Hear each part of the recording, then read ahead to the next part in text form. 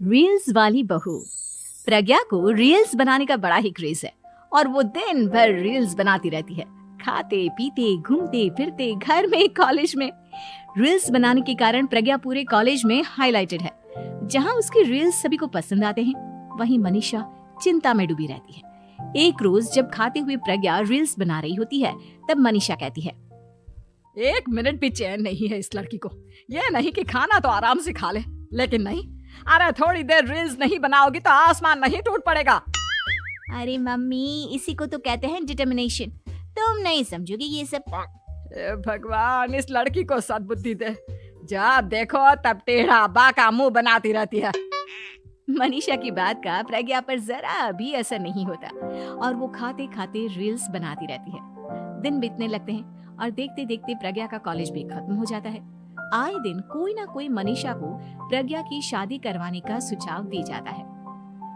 सब ठीक ही कहते हैं, प्रज्ञा की शादी कर देनी चाहिए। अपने घर के काम काज में व्यस्त हो जाएगी तो खुद ही ये रील्स और नाच गाना बंद हो जाएगा। मनीषा और प्रेम प्रज्ञा के लिए एक अच्छा लड़का ढूंढने लगते हैं और तभी विकी का रिश्ता प्रज्ञा के लिए आता है, जिसने प्रज्ञा को उसकी रील्स देखकर पसंद कर लिया था।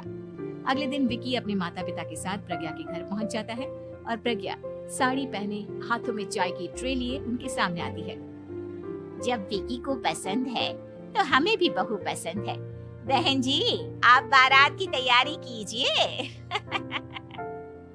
एक बार लड़का लड़की अकेले में बात कर ले तो अच्छा रहेगा। हाँ हाँ, क्यों नहीं। मनीषा विकी को प्रज्ञा के कमरे में भेजती है, जहां प्रज्ञा पहले से ही रील्स बना रही होती है। तभी विकी कहता है, आ गए आपके साजन जी। हमारे साथ ये रील्स कंप्लीट करती तो और भी अच्छा रहता। अच्छा जी, अब आ ही गए हैं तो बना ही लेती हूँ आपके साथ।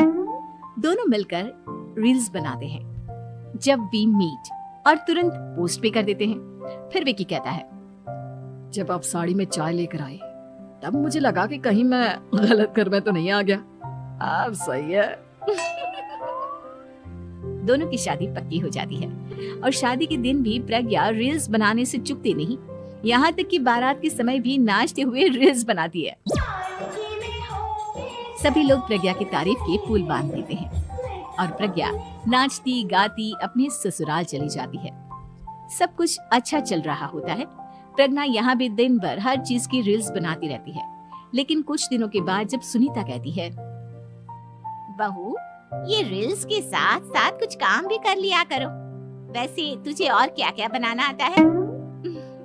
मम्मी जी, वैसे तो सब कहते हैं कि मैं सब कुछ अच्छा बनाती हूँ, लेकिन मुझे लगता है कि मैं मैगी अच्छा बना लेती हूँ। हाँ, कॉफी भी अच्छा बना लेती हूँ और मुंह तो सबसे अच्छा बना लेती हूँ। हैं? अच्छा अच्छा। सुनीता अपना माथा पकड़ लेती है और कहती है, बहू, कुछ खाना बनाना भी सीख लेती।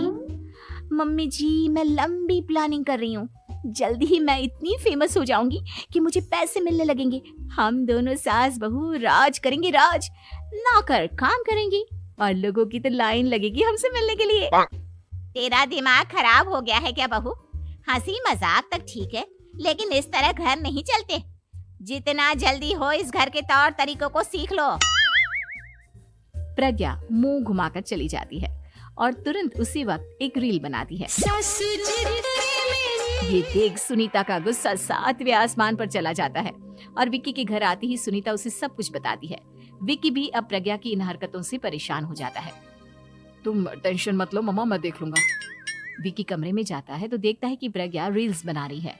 विक्की बड़े ही प्यार से प्रज्ञा से कहता है, प्रज्ञा, इन सब के लिए मैं तुम्हें मना नहीं कर रहा हूँ, लेकिन फिर भी हर वक्त तो ये अच्छा नहीं लगता ना। समझने की कोशिश करो, मुझे भी तुम्हारा थोड़ा वक्त चाहिए। मैं जब ऑफिस से आता हूँ तो मुझे समय देने की जगह इसी में लगे रहते हो। तुम ज्यादा ही सोच रहे हो। तुम भी मेरे साथ रील्स बनाओ ना, तुम्हें भी बहुत अच्छा लगेगा। तुम्हें इज्जत से कोई बात समझ में नहीं आती क्या? दिमाग खराब हो गया है तुम्हारा इस चकाचौंध से। अगर तुमने अपना रवैया नहीं बदला तो मैं तुमसे दूर चला जाऊंगा। तुम ही रिश्ता लेकर आए थे, मुझे लड़कों की कमी नहीं थी और ना आज है। विकी दरवाजा पटक कर चला जाता है।